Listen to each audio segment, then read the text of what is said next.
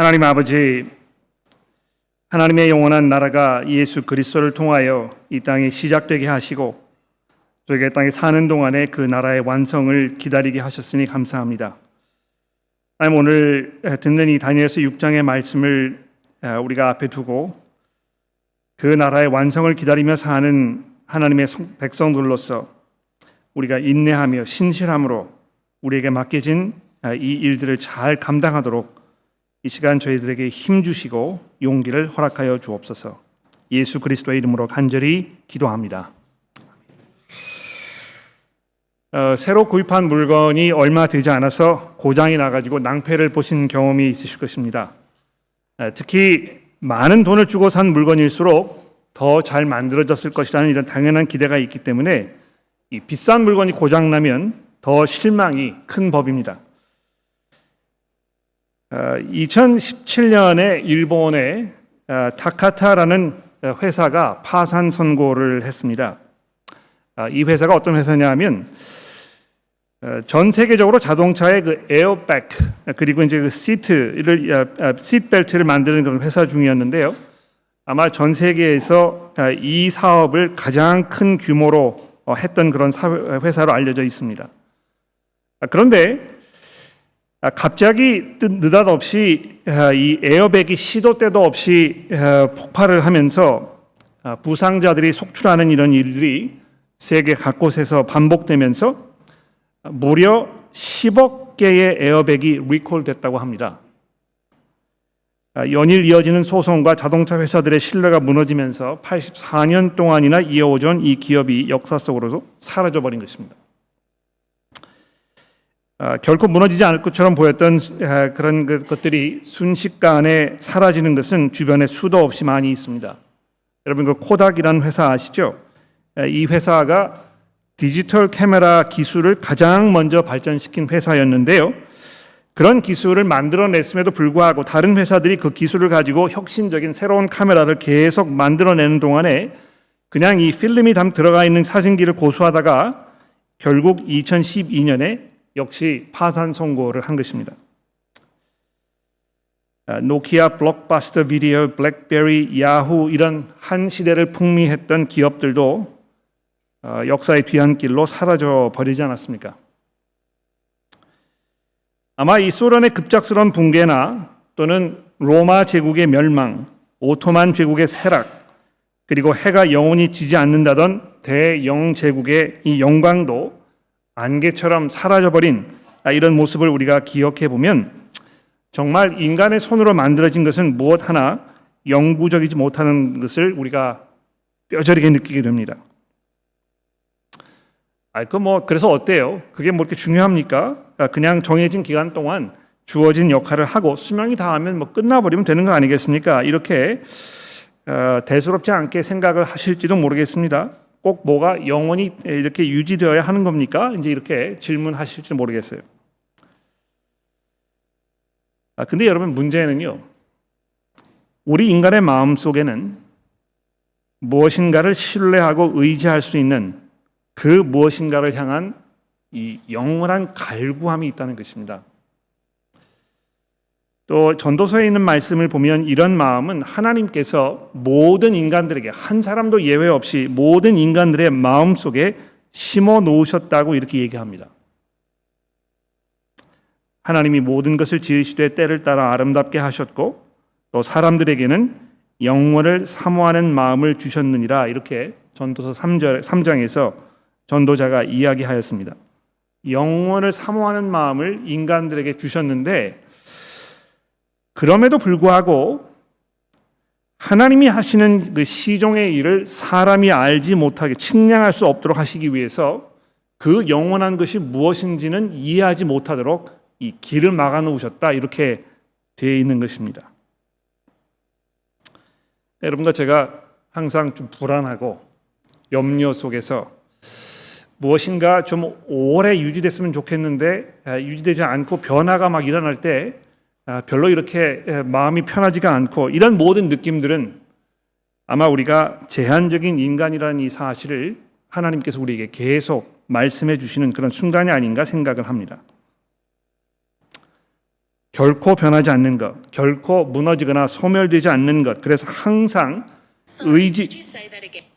항상 의지할 수 있는 그 피난처가 있을 때에 우리는 정말 마음속의 안정과 평화를 누리게 되지 않습니까? 그래서 성경이 하나님을 이 신실하신 하나님이라고 알려주고 있는데요.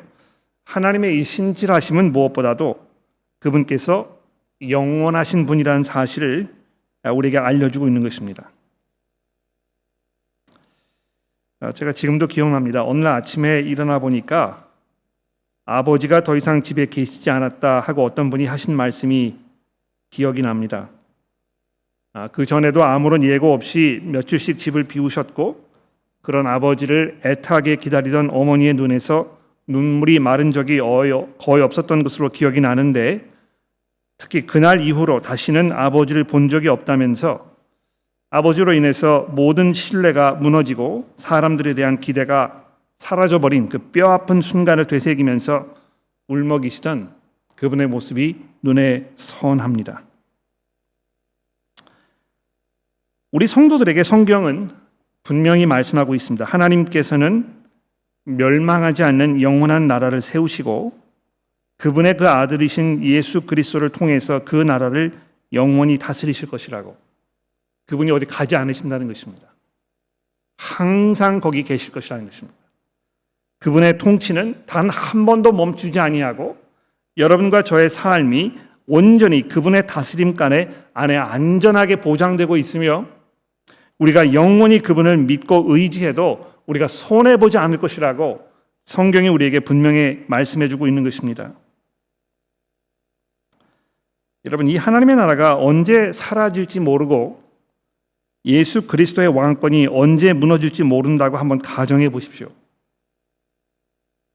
우리가 그분에게 우리의 모든 소망을 걸고 이 땅에 사는 삶의 모든 초점이 그 나라에 들어가려는 이 일에 집중되어 있는 이런 상황인데 정작 그 나라는 영원할 것인지 확실하지 않다면 정말 우리는 참으로 어리석고 비참한 존재가 아닐 수 없을 것입니다. 이거 아십니까? 독일에 살던 유대인들 중에 나치 정권의 박해를 피해서 소련으로 망명했던 지식인들이 있었습니다. 새로운 그리고 보다 자유로운 이 안정된 삶의 꿈을 꾸면서 소련으로 망명을 했던 이들이 이 스탈린의 대숙청에 또 반유대주의 정책에 전시의 억압 등으로 인해서 독일에서 겪은 그 고통에 못지않은 불안과 위험을 다시 겪어야 했던 것입니다. 여러분 영화에 이제 그런 표현이 있지 않습니까? Out of the frying pan and into the fire. 생선이 이 프라이팬이 너무 뜨거워가지고 거기서 도망을 쳤는데요. 해필이면 들어간 데가 불구덩이였다는 것입니다. 여러분, 우리 믿음의 결과가 이처럼 불분명하고 불안정하다면 이것만큼 절망적이고 또 험한 일이 어디에 있겠습니까? 오늘 아침까지 우리가 이제 5주 동안 살펴보고 있는 이 다니엘서 1장부터 6장의 이 말씀이 우리에게 던져주고 있는 한 가지 분명한 메시지가 무엇인가 이렇게 질문을 받으신다면 어떻게 대답하시겠습니까? 지금까지 이 다니엘서의 이야기를 들으시면서 이 다니엘서는 바로 이런 책이다 딱 이렇게 한마디로 요약을 한다면 아마 오늘 본문 26절에 또다시 언급되고 있는 이 말씀일 것입니다. 주목해 보십시오. 하나님은 살아계시는 하나님이시요 영원히 변치 않으실 이시며 그의 나라는 멸망하지 아니할 것이요 그의 권세는 무궁할 것입니다. 여러분, 이 말씀이 다니엘서에서 벌써 죄송합니다. 이 시계가 이상하네요. 계속 이 말씀이 다니엘서에서 벌써 몇 번이나 반복돼서 우리에게 주어지고 있는지 모릅니다. 2장 44절, 4장 3절, 또 34절, 또 앞으로 계속해서 이 말씀이 다니엘서의 나머지 부분에 계속 반복돼서 우리에게 주어질 것입니다. 하나님의 나라가 영원히 무너지지 않을 것이라고, 그분의 다스림과 그분의 통치가 결코 흔들리지 않을 것이라고. 여러분, 몇 주 전에 끝났던 이 베드로 전서의 시리즈가 기억나십니까? 1장 3절에서 베드로 사도가 이렇게 기록하였습니다. 우리 주 예수 그리스도의 아버지 하나님을 찬송하리로다. 그의 많으신 긍휼대로 그리스도를 죽은 자 가운데서 부활하게 하심으로 말미암아 우리를 거듭나게 하사 산 소망이 있게 하시며 썩지 않고 더럽지 않고 쇠하지 아니하는 유업을 잊게 하시나니 곧 너희를 위하여 하늘에 간직하신 것이라. 여러분, 바로 이것이 다니엘서의 기본적인 메시지입니다. 영원하신 하나님의 나라가 하나님께서 세우신 그 하나님의 통치자를 통하여 결코 무너지지 않을 것이라고, 결코 사라지지 않을 것이라고, 거기에 모든 소망과 꿈을 건 모든 사람들은 하나님의 영원한 은혜 가운데 안전하게 살 것이라는 이 메시지가 아주 강렬하게 다니엘서를 통해서 우리에게 전해지고 있는 것입니다. 여러분, 그 다니엘서를 보시게 되면 1장 21절, 성경 가지고 계신 한번 찾아보십시오. 1장 20절, 그러니까 맨 마지막 절이 되겠죠. 1장에 여기에 이제 어떻게 돼 있냐 하면 다니엘이 고레스 왕 원년까지 있었다. 그러니까 이 느부갓네살 왕으로부터 시작해가지고 오랜 세월이 흐르고 나서 고레스 왕이 왕위에 올랐을 때 그때까지도 다니엘이 있었다. 이렇게 1장의 결론을 맺고 있습니다. 오늘 본문 말씀인 6장 28절 말씀을 보십시오. 이 다니엘이 다리오 왕 시대와 바사 사람 고레스 왕 시대에 형통하였더라. 이렇게 하면서 1장과 6장 이 전체를 이렇게 아우르고 있는 것입니다. 여러분, 이 6장에 등장하는 다니엘의 상황을 한번 생각해 보십시오. 다니엘이 바벨론에서 느부갓네살 왕과 또 그의 아들, 이름이 기록되지 않았습니다만 느부갓네살의 어떤 후계자, 그리고 그의 후계자인 아들 벨사살 왕까지 3명의 왕들을 차례로 섬긴 것입니다. 그런데 그 기간 동안 시간이 갈수록 점점 더 많은 신뢰와 명성을 쌓아갔고 그런 그에게 더 큰 지위가 주어지고 모든 사람들의 기대가 한 몸에 그에게 집중되는 것을 우리가 보았습니다. 다니엘이 바벨론에 끌려왔던 때가 이제 소년 시절이라고 했으니까 아마 15살에서 20살가량 사이가 되었겠죠. 6장에 들어와서 다리오 왕이 왔을 때, 그리고 이제 고레스 왕까지 연결되는 것은 결국 뭘 말하는 것입니까? 이 바벨론의 그 포로 생활이 이제 거의 끝나가는 그때가 왔다는 걸 얘기하는 것입니다. 70년 동안의 삶이 이 바벨론에서 있었던 것입니다. 그러면 15 더하기 70 하면 아마 이 당시에 다니엘의 나이가 한 85세가량 되었을 것입니다. 이 고령의 노인이 인생의 말년에 자기의 믿음의 가장 결정적인 이 위협적인 순간이 다가왔을 때 그가 어떻게 했는가, 이것을 오늘 6장이 설명하면서 이 사건을 통하여 여러분과 저에게 주려는 이 중요한 메시지가 무엇이겠습니까? 하나님께서 그 나라를 영원히 세우시고 그 나라의 권세가 무너지지 않을 것이라는 이 사실을 다니엘을 통해서, 그의 전한 메시지를 통해서, 그의 삶의 모습을 통하여 바벨론의 여러 왕들에게, 그 나라에 살고 있는 모든 국민들에게, 그리고 이 책을 읽고 있는 여러분과 저에게 계속 확인해 주고 있는 것입니다.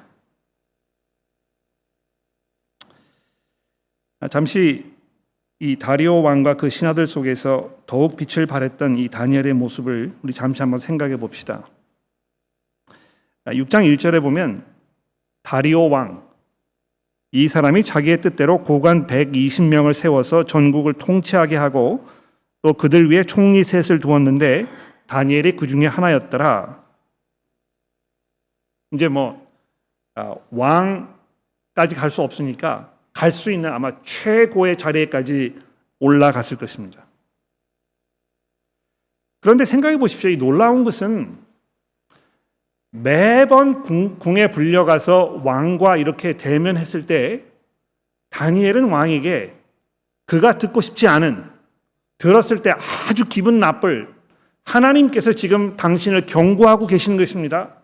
이 경고를 듣지 아니하면 하나님께서 당신의 그 나라를 무너뜨리실 것이고 당신의 권위는 당신에게로부터 빼앗기게 될 것입니다 하는 메시지를 매번 전하지 않았습니까? 아마 목숨을 걸고 궁에 들어가서 왕에게 조언을 해야 했던 이 다니엘, 혈압을 좀 재보면 고혈압 환자가 아니었을까 생각해요. 얼마나 스트레스가 됐겠습니까? 그런데 그런 악조건 속에서도 다니엘이 계속해서 왕들의 신임을 얻고 있는 것입니다. 듣고 싶지 않은 메시지를 전하면서 그를 해하려는 수많은 사람들이 그를 계속 공격하고 있는데, 계속 둘러싸고 있는데도 결코 굴하지 않는 다니엘의 모습 속에서 우리는 무엇을 발견하게 되는 것입니까? 오늘 본문 말씀해 보십시오. 이 4절에 보시면 총리들과 고관들이 국사에 대하여 다니엘을 고발할 근거를 찾고자 하였으나 아무 근거 아무 허물도 찾지 못하였으니 왜 그렇습니까? 이는 그가 충성되어 아무 그릇됨도 없고 아무 허물도 없었음이었더라. 여기 충성되다 이렇게 번역된 이 단어는 성경에서 보통 그 신실함이란 단어입니다. 하나님께서 신실하신 하나님이신데 하나님을 설명하는 그 단어가 지금 여기 이렇게 사용돼서 그 개역개정 성경은 이걸 충성이라 이렇게 번역해 놓았습니다만, 다니엘이 삶의 모든 면에서 신실하고 한결같고 변함이 없고, 그래서 그를 바라보는 사람마다 항상 이 다니엘의 말이면 내가 신뢰할 수 있겠다는 이런 그 자신감이 있었다는 것입니다. 물론 이가 이렇게 할 수 있었던 것은 하나님의 특별한 섭리가 있었기 때문에 그랬겠죠. 아까도 말씀드렸습니다만 하나님께서는 다니엘에게 아주 특별한 역할을 맡기셨던 것입니다. 다니엘을 통해서 이 하나님의 권세가 영원히 무너지지 않을 것이라는 것을 모든 사람들에게 증명하시기 위하여 그의 권세가 줄어들지 아니하고 시간이 갈수록 점점 더 그 상승세를 기어가는 이런 모습을 우리가 발견하게 되었었습니다. 종종 이제 그런 이야기를 들어요. 다니엘이 그 성공의 어떤 그 모델을 제시해 준다. 다니엘을 봐라. 다니엘처럼 이렇게 그 지혜롭게 살면 세상에서 모든 사람들이 부러워하는 이런 성공적인 삶을 살 수 있을 것이다. 근데 그렇게 이야기하시는 분들이 항상 간과하시는 것은 다니엘이 얼마만큼 고생을 했는가. 그가 사자굴에 던져졌다는 것은 별로 이렇게 기억하지 아니하고 그저 나라의 총리가 되었다는 것. 여러분도 총리가 될 수 있습니다. 혹은 여러분도 기업의 사장까지는 가지 않더라도 이 기업의 이사쯤 아마 될 것입니다. 여러분이 믿음 생활 잘 하시고 또 성실하게 살면 이렇게 될 것입니다 하는 어떤 그 모델을 제시하는 방법으로 이 다니엘을 계속 이야기하고 있는데요. 아마 이 본문 말씀에 등장하는 이 다니엘의 모습을 통해서 우리에게 전해주고 있는 이 중요한 그 메시지는 그의 이러한 성공적인 삶이 아니고 이 어려운 상황 속에서 목숨을 걸고 신실함을 지켜야 했던 이 다니엘의 그 절박한 상황과 그런 절박함에도 불구하고 하나님께서는 이 나라의 권세를 사람들에게 증명하시기 위하여 그를 특별히 보존하고 지키셨다는 이 사실일 것입니다.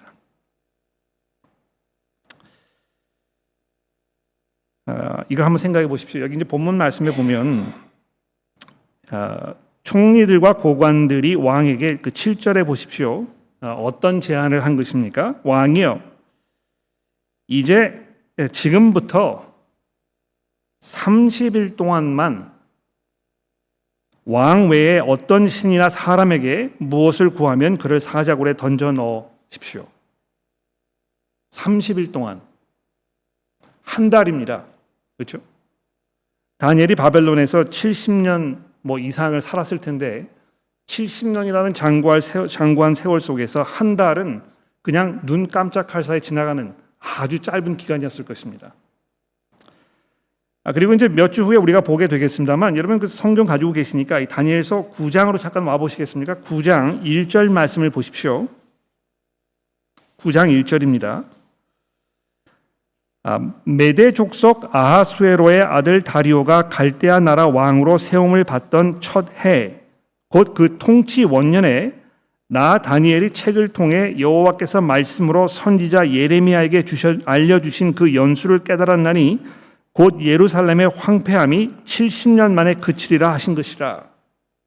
놀랍지 않습니까? 예레미야 선지자가 자기 그 선지자를 통해서 바벨론 포로 생활이 70년이면 끝날 것이라는 것을 책에 기록해 놨는데요. 그 책이 지금 다니엘에게 전달됐다는 것입니다. 다니엘이 그 책을 읽어보고 이제 70년이면 이게 끝나겠구나. 날수를 계산해 보니까 70년이 이제 거의 다 된 것입니다. 다리오 왕이 지금 그 권세를 잡고 있는 것은 바벨론 나라가 이제 끝났다는 것입니다. 곧 고레스 왕이 이 나라를 집어삼켜 가지고 페르시아라는 제국을 세우면 이제 이 바벨론에 끌려 있던 모든 유대인들이 예루살렘으로 돌아갈 수 있는 그 때가 코앞에 와 있다는 것입니다. 다니엘의 마음속에 그런 생각이 들었겠죠. 이제 내가 곧 내 고향으로 하나님의 성전이 있는 예루살렘으로 돌아갈 수 있게 됐을 것이다. 이제 이 마지막 고비만 넘기면 내가 그토록 애타게 기다리던 하나님의 나라 이스라엘로 돌아갈 수 있을 것이다. 한 달만 내가 잘 넘기면 이제는 자유를 얻을 것이다. 그래서 아마 궁에서 나와서 집으로 돌아가면서 그날 오후에 그런 생각이 들지 않았겠습니까?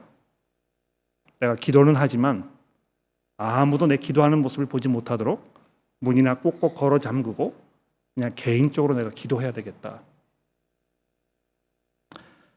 그러나 다니엘이 오늘 10절에서 뭐라고 얘기하고 있습니까? 다니엘이 이 조서의 왕의 도장이 찍힌 것을 알고도 자기 집에 들어가서 윗방에 올라가 예루살렘으로 향한 창문을 활짝 열어 제치고 전에 하던 대로 하루 3번씩 무릎을 꿇고 기도하며 그의 하나님께 감사하였더라. 이 결코 타협하지 않는 것입니다. 그렇죠? 하나님의 영원하신 나라가 인간의 힘과 수고와 모함으로 무너지지 않을 것이라는 사실을 사람들에게 하나님께서 다니엘을 통하여 증명하시기 위하여 일부러 이런 어려운 상황을 만든 것이 아닌가 이렇게 짐작해 볼 수 있을 것입니다. 아닌 게 아니라 다니엘을 해하려고 모여있던 그 사람들이 집 아래서 위를 쳐다보면서 다니엘이 자기 하나님께 기도하며 간구하는 것을 발견하였다 이렇게 되어 있는데요. 아마 발견한 것이기보다는 다니엘이 자기의 모습을 이 사람들에게 발견되도록 허락했던 것일 것입니다. 의도적으로.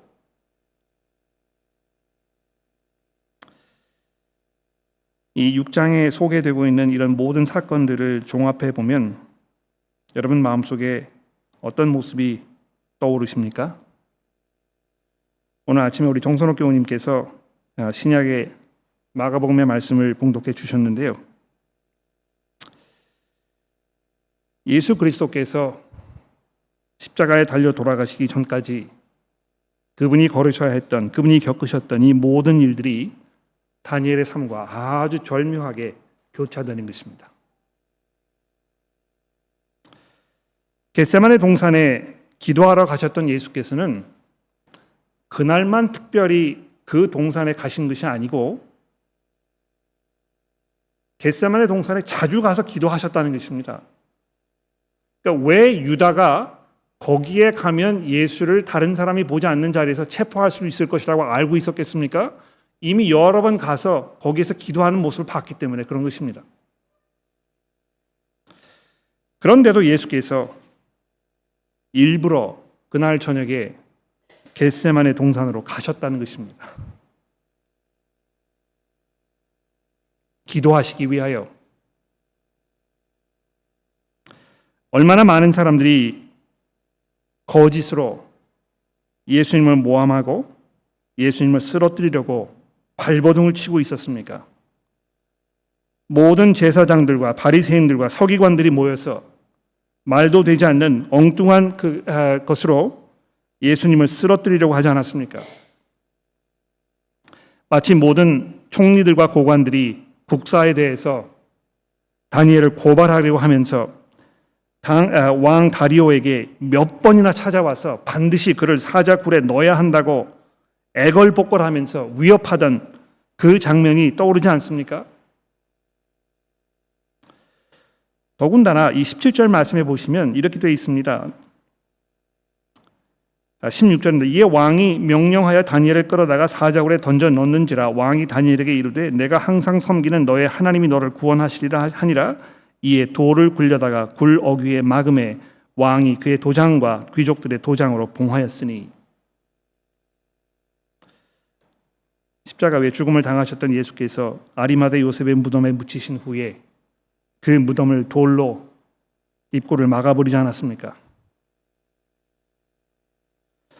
그러나 마치 다니엘이 이 사자굴에서 부활하여 새로운 생명을 얻은 모습으로 다시 나타났던 것처럼 우리 예수께서 그 무덤 문을 깨뜨리시고 부활하셔서 하나님의 보좌 우편에 앉으신 영원한 하나님의 왕국의 왕으로 우리에게 선포되셨던 것입니다. 예수를 믿는 것이 무슨 소용이 있겠는가? 이것이 지금 실제로 내 삶 속에서 무슨 그 이익을 가져다 주겠는가? 나는 예수를 평생 믿었지만 내가 원하고 바라던 것, 내가 정말 누리고 싶었던 내 마음의 모든 소망들, 이런 것이 하나도 이루어진 것 같지 않은데 오히려 내가 예수를 믿으면서 교회를 다니면서 투자했던 이 모든 시간과 내 노력과 수고에 비교한다면 내가 내 신앙생활을 통해서 얻은 것은 아무것도 없는 것처럼, 정말 보잘것없는 것처럼 보이는 이런 초라한 모습으로 살고 있는 것처럼 느끼는데 내가 예수 믿어서 얻은 것이 무엇인가? 이런 고민이 되십니까? 그저 예수 믿는 것은 이 땅에서 편하게 잘 먹고 잘 살고 건강을 유지하다가 내 생명이 다하면 그냥 가면 되는 거 아닌가? 이런 생각으로 살아오고 계신다면 여러분들의 마음속에 있는 하나님께서 여러분들의 마음속에 깊이 심어 놓으신 이 영혼을 향한 여러분의 그 염원, 무엇인가 한정적이고 일시적인 이 생활 속에서 계속 격변하는 내 삶의 모습을 바라보면서 불안과 염려 속에서 어쩔 줄 모르며 왠지 편치 않은 이런 불편함이 나의 삶을 어렵게 만드는 이 상황을 돌아보십시오. 영원하신 하나님의 나라가 예수 그리스도를 통하여 완성되었으며 그 나라를 바라보고 소망하는 모든 하나님의 백성들에게 썩지 않을 이 영원한 기업으로 하늘에 간직해 두신 하나님의 나라가 약속되어 있다는 것입니다.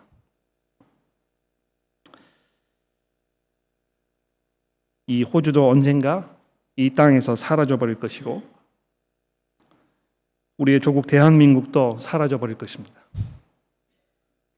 인류의 역사상 지금까지 살아남았던 왕국이나 제국이나 나라나 통치자들이 단 한 명도 없었다는 사실을 기억하십시오. 그들에게 우리의 모든 소망과 꿈을 걸었을 때 그것은 부질없는 짓이며 결국 우리는 실망 가운데에서 또 다른 안개처럼 사라져버릴 또 다른 사람에게 허튼 소망을 걸게 될 것이라는 이 참담한 현실을 기억해 보십시오. 내가 좋은 사람 만나서 결혼하면, 내가 그토록 원하던 이 직장에 들어가기만 하면, 내가 정말 애지중지해서 키웠던 내 아들, 딸이 내가 원하는 학위를 얻고 이 방향으로 일을 시작하게 되면 내가 만족하고 행복하겠지. 그러면 더 이상 바랄 게 없을 것 같아. 내가 그토록 원했던 그 집, 거기에 내가 가서 살면 내가 행복해질 것 같아 하는 이런 모든 유혹의 목소리들이 여러분과 저로 하여금 영원하신 하나님의 나라와 그 나라의 주인이신 예수 그리스도의 그 영광을 바라보지 못하도록 우리의 눈앞을 가리고 있습니다. 사랑하는 교회 여러분, 다니엘서가 우리에게 이야기하고 있는 이 중요한 말씀을 들어보십시오. 내 나라 관할 안에 사는 사람들은 다 다니엘의 하나님 앞에 떨며 두려워할지니 그는 살아계시는 하나님이시요 영원히 변치 않으실 이시며 그의 나라는 멸망하지 아니할 것이요 그의 권세는 무궁할 것이며 그는 구원도 하시며 건져내기도 하시며 하늘에서든지 땅에서든지 이적과 기사를 행하시는 이로써 다니엘을 구원하여 사자 입에서 벗어나게 하셨음이니라. 이 6장 말씀, 다니엘서의 전반부를 종결짓는 이 중간 마지막 부분에 이 28절의 말씀이 이렇게 기록되어 있다는 것이 아주 절묘하지 않습니까? 이 다니엘이 바리오 왕 시대와 바사 사람 고레스 왕 시대에 형통하였더라. 모든 사람들은 다 쓰러지고 다 사라져버리고 다 뒤집어 엎어졌으나 다니엘만큼은 처음부터 끝까지 유일하게 살아남았다는 것입니다. 살아남았을 뿐만이 아니고 그의 그 형통함, 해가 갈수록 점점 더 모든 사람들에게 신뢰를 얻으며 찬송을 얻었던 그의 모습이 여러분과 저의 삶 속에서 우리의 신실함으로, 우리의 경건함으로, 지혜 있게 하나님을 두려워하는 마음으로 사는 여러분과 저의 삶 속에 온전히 실행되기를 간절히 기도합니다. 기도하겠습니다.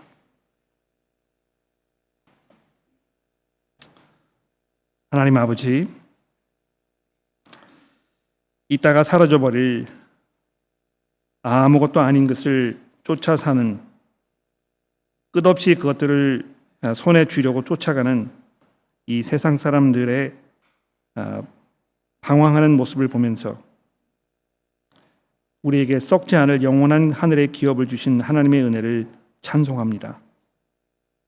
그리스도께서 부활하셔서 온 세상의 주인으로 선포되시며 하나님의 보좌 우편에 앉아 계시는 이 모습을 우리가 복음을 통하여 알게 하셨으니 감사합니다.